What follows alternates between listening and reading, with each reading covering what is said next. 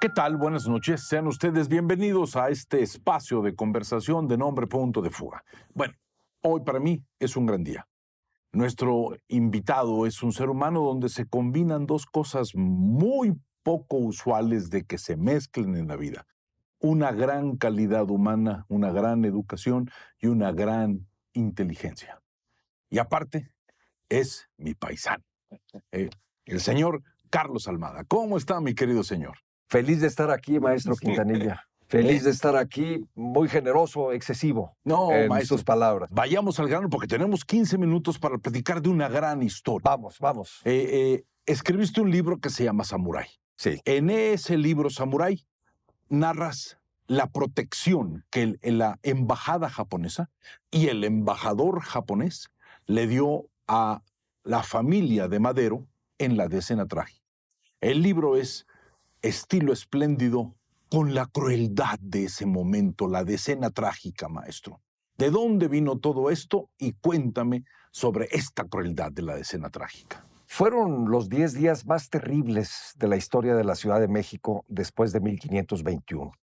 El 9 de febrero de 1913, un nuevo golpe de Estado contra el presidente democráticamente electo Francisco I. Madero fue realizado, encabezado por el general Bernardo Reyes, quien muere frente a Palacio Nacional. En un acto muy extraño, ¿verdad? Un acto enigmático. Él se lanza. Enigmático, se lanza. Él había fracasado en su deseo de ser el sucesor de Porfirio Díaz, del general Porfirio Díaz. Padre de Alfonso Reyes. Padre de Alfonso Reyes, uno de los intelectuales, si no el más importante del siglo XX mexicano. El propio general Reyes era un hombre de gran talento, pero al final de su vida se obsesiona por derrocar a Madero. Se obsesiona y finalmente muere, quizás voluntariamente, frente a Palacio Nacional, en una carga inexplicable. Ajá. Hay algo que para mí es fundamental. Provocarle terror a la población. La sociedad civil se vio aterrorizada en un acto que podríamos llamar no de gran estrategia, de gran crueldad. Absolutamente. Los generales Félix Díaz y Manuel Mondragón se refugian en la Ciudadela, que era la fábrica de armas y el mayor arsenal del país, y desde ahí bombardean más que a las tropas federales que lo asediaban, a la población de la Ciudad de México. Hay más de 5,000 muertos, el 90% civiles. Eso es tremendo, maestro. Se trataba de provocar el caos del que acusaban al presidente Madero y de llevar a la población a exigir su renuncia. Ese era el objetivo político y, obviamente, tomar el poder. Son dos golpes de Estado distintos. El del 9 de febrero, que no tiene éxito, y el del 18 de febrero, encabezado por Victoriano Huerta, que sí resulta tristemente exitoso, mi querido maestro. La influencia norteamericana, el personaje obscurísimo de Henry Lane Wilson, un hombre que parecía que tenía la consigna de acabar, loco le decía, obscuro, enfermo le decía a Pino Suárez, sucio. Fueron muy crueles con Gustavo Madero, con Francisco Madero y con Pino Suárez, sí, en tonos diferentes. ¿Qué quería Estados Unidos? Buscar quitar el peso europeo de los Estados Unidos de México, para entrar ellos en esto. ¿Fuimos parte de una estrategia económica? Hubo mucho más de parte de Wilson que de parte de su gobierno.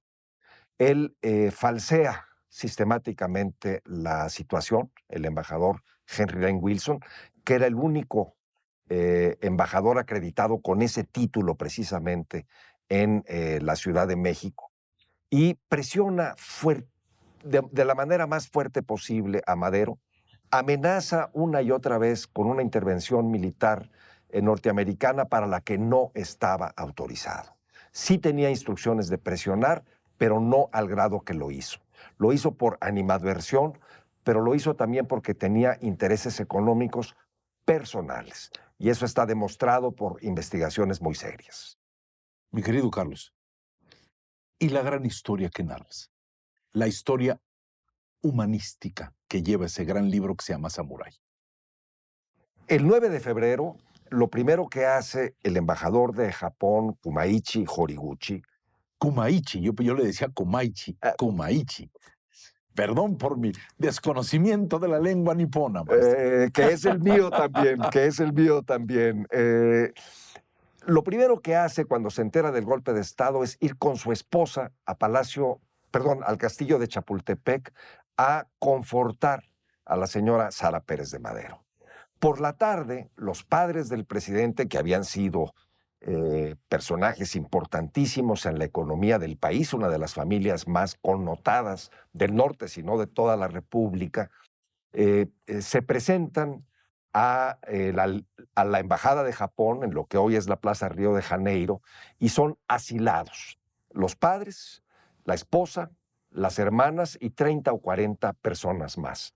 Y los defienden no solo Kumaichi, embajador efectivamente, para simplificar, de Japón en ese momento, sino la comunidad japonesa que los alimenta en medio de las balas. Los defienden, ¿no, los defienden, los amenazan incluso con bombardear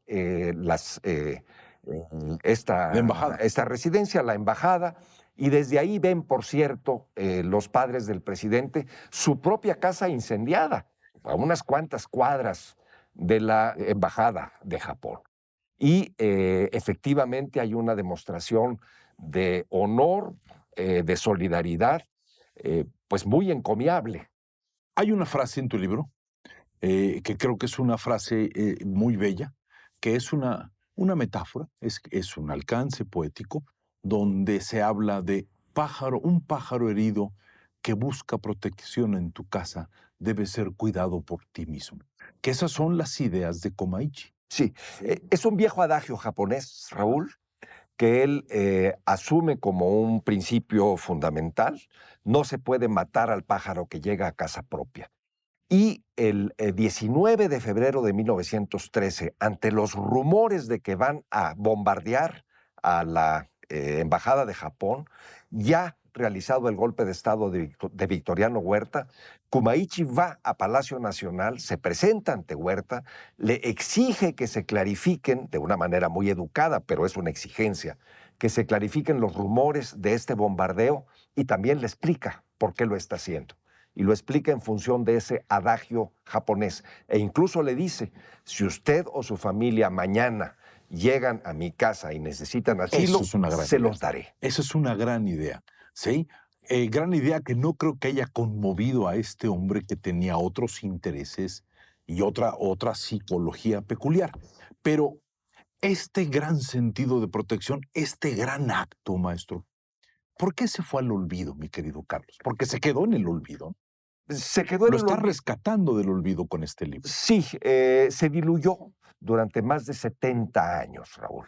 La razón de esto es probablemente la guerra y el hecho también de que los protagonistas de la decena trágica ya nunca quisieron hablar de estos hechos. En México se perdió, en Japón sí se recordaba y fue hasta 2009 cuando se publicó el diario de Horiguchi en la revista del Instituto Mora aquí en la Ciudad de México, que se empezó a rescatar la memoria de este hecho y de este personaje.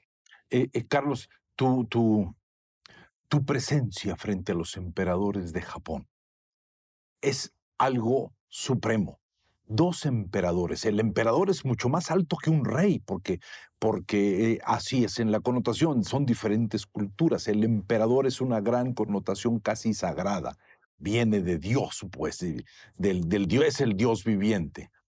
Me dices en el libro, porque sí me lo dices, hombres humildes, esposa y él, tranquilos en una casa serena, viviendo en un proceso como clase media. Sí. Ha sido para mi esposa, Mara, que por cierto es descendiente de los Maderos, sus bisabuelos fueron salvados durante la decena trágica, sus tías abuelas, y para mí probablemente el mayor honor de nuestras vidas.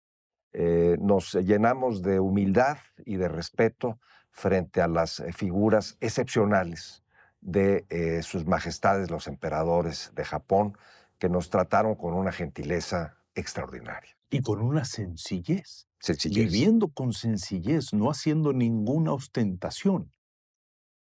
Y viviendo eso, Carlos, ¿cuál sería, por tu amplio conocimiento, porque tú eres embajador, has estado en Portugal, has estado en Japón, cuál sería para ti el mayor tesoro del pensamiento o de la manera de ser del espíritu japonés y comparándolo con lo nuestro, maestro? El sentido de la gratitud es la argamasa que sostiene a esa sociedad. Los japoneses son agradecidos con los emperadores, con la nación, con sus padres, con sus maestros, con sus hermanos, amigos, y no dejan pasar ocasión para mostrar este agradecimiento. Siempre se sienten deudores. Son deudores, no son acreedores. ¿Porque la vida les ha dado? Porque saben que finalmente los seres humanos recibimos todo de otras fuerzas, divinas o humanas, de nuestros padres, del Dios en el que creemos, de la patria en la que nacemos, de la comunidad en la que vivimos. Y este agradecimiento hacia los grandes benefactores se transmite incluso por generaciones. De manera que recordar la figura de Horiguchi, ir a inclinarnos ante su tumba en la ciudad natal de Nagaoka, lo único que estábamos haciendo es cumplir el deber de gratitud de México y, en este caso, de la familia Madero, hacia quien lo salvó en 1913, con actos verdaderamente heroicos, Raúl. Sí, caminar entre las balas con una simple bandera del Japón, sabiendo de que la representatividad, que no creo que un soldado la pudiera de alguna manera apreciar, pero yo quisiera decirte algo, Carlos, independientemente de la crueldad de este momento, esta decena trágica que yo siento que marca la crueldad que somos a veces como sociedad. Manejamos a veces una crueldad que nos sorprende, pero ha sido como una historia durante mucho tiempo. La presencia japonesa en México. Yo siempre que veo una jacaranda, recuerdo que viene de un japonés y la gente no lo sabe. Así es. El señor Matsumoto, que había migrado a México a finales del siglo XIX, efectivamente trajo las jacarandas de Brasil. Se dan mejor en México que allá. Y la similitud que hay, por cierto, entre las jacarandas hermosísimas y los cerezos en Japón es algo muy notable. Son dos colores diferentes que, dice Komaichi, son un puente que unen los destinos de nuestras naciones. Así es. El rosado del cerezo y el lila de las jacarandas. Eso está en tu libro de una manera muy apreciable. Eres muy generoso, mi querido Raúl. Muchas gracias y muchas gracias al auditorio. Y solamente para cerrar, beneficiar a un ingrato es perfumar un muerto, decía el abate Chamfort. La palabra gratitud que menciona el embajador Almada. La palabra gratitud es algo que debe resonar en cada uno de nosotros. Estamos perdiendo demasiado tiempo en adjetivos que no están a la altura de la grandeza de nuestra calidad humana y del pensamiento como sociedad. Recuperemos la gratitud por lo que hemos hecho y por lo que somos. Gracias, mi querido Carlos. Muchas gracias. Y nos veremos aquí el siguiente sábado en este espacio de conversación de nombre Punto de Fuga.